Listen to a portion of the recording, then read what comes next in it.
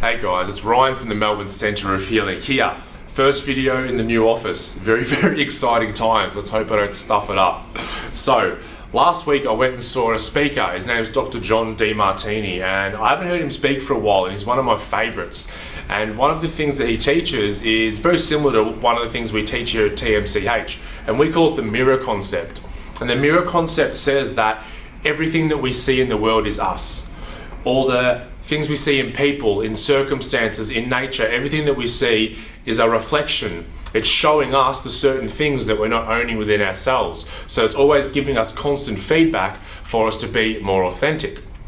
So we see ourselves as separate. We see ourselves as separate because we have this ego, and we're given the ego for a reason. The ego is given to us so that each person has an individual experience of this life. And that's one of the things that we're meant to do, like you, right? You have this life, and the life that you've lived and the way you're living in the present, no one has ever lived that in the history of the universe. It's entirely yours, and no one will live it the same in the future of the universe. It's purely one of a kind, our life, each and every one of us. That's what we have the ego for. But then we take the ego so far in that we are always judging events and people. So we walk around at every single event that we have. We go for a coffee with someone, or we have a business meeting or an interaction, a social gathering, and we're always thinking, that went well, that went shit, that went well, that went shit. And it's the same with people. Everyone that crosses our path, all the people, we're immediately making that judgment going, oh, that person's worse than me. Oh shit, that person's pretty cool, they're better than me. Oh, that person's worse, that person's better. And so we're creating this hierarchy of events and people throughout our life, and we just sort of sit in the middle. And what happens, we look up at the people and we're infatuated with them. We look down on the people and we're stuck in judgment of them. The thing is, we're not seeing the actual people, we're seeing the traits in them.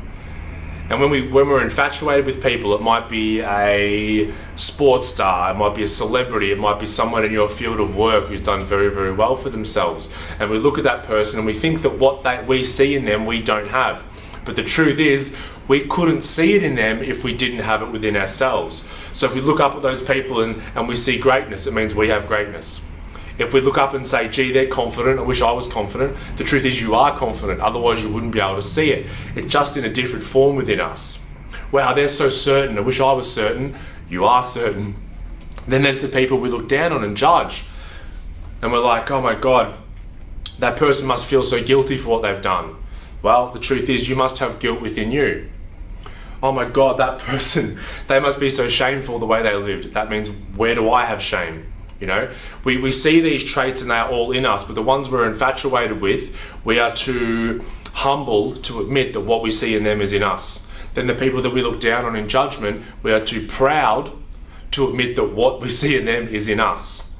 Okay, so if we can see the world in constant feedback, I'll give you an example. So say it's someone I'm infatuated with, and say I'm someone who might be really socially awkward and I stay at home and play video games all the time, right?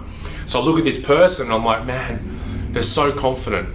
Then you have to ask, where do I have confidence? And maybe out in social settings and whatnot, you see yourself as socially awkward and not confident. But the truth is you have it somewhere.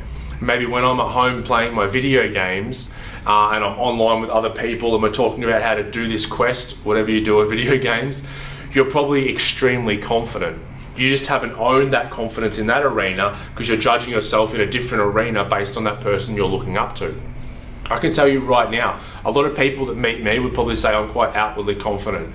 If you got me and this has happened many, many times, you get me in a situation like talking about video games and that kind of thing, something I'm not familiar with, I'll become shy and I'll become timid and I won't even speak up much, okay? Because that in that arena, I'm not confident, but I have it in other areas. An example, so I've two of my best mates, right? Two of my best mates are right into the basketball, into the NBA. I'm a big sports fan, but I'm not really into basketball. I just don't watch it. So when we catch up and they start talking basketball, and maybe it's even on the TV, my physiology changes. My shoulders start coming forward, my head goes down a bit, and I barely pipe up and say anything. And when I do, it's like, oh, so LeBron's back playing for the Cavs then, is he? They're like, yeah. And then I go back into my box. So not confident at all. But if I base my whole experience on I should be confident in that arena, then I'm going to think I'm lacking that trait. Whereas if you see it, you have it. If you see it, you have it. So you want to ask yourself that question. Then when it comes to the people we look down on and we judge, you have to say, if I see someone and go, gee, they must feel guilty for what they've done, bang, what guilt am I holding on to? What do I feel guilty for what I've done in my life? Because that's only a trigger for me. That's only a trigger if I'm still holding some of that inside. When we start to look at the world this way, everyone becomes a teacher. Everyone's perfect because everyone is teaching us something about ourselves to help us be more authentic. Because if I can take that person that I'm infatuated with and start to own that confidence in myself, that confidence starts to bleed out and I start to become more authentically confident in who I am. If I look at the person that I think should be guilty, and when I own that guilt and say, oh, hang on, I'm guilty for this, and what they're doing that I'm judging, I've done that in different arenas in my past. Then I start to own that, start to release that guilt and become more authentic. So in this way, no one's better or worse. Everything is feedback. And Dr. Demartini said something really, really powerful. He said, small minds think in terms of success and failure. Masters think in terms of constant feedback and taking ever greater actions. And that's what it's all about. It's about taking this feedback in, being more authentic. And when we become more authentic, we have more energy, we have more love, we have better relationships, we have better work. Everything improves. So we take this feedback from all these people who are essentially the same as us. No one is better than anyone else. And we become our greatest version and live a life of happiness, peace, strength, and health. That's all from me today, guys. Hope you enjoyed the first video in this new office. I'm not sure about the planned situation, this setup. I might change things up, but I hope you're having a beautiful day, and I'll see you next time. Peace out.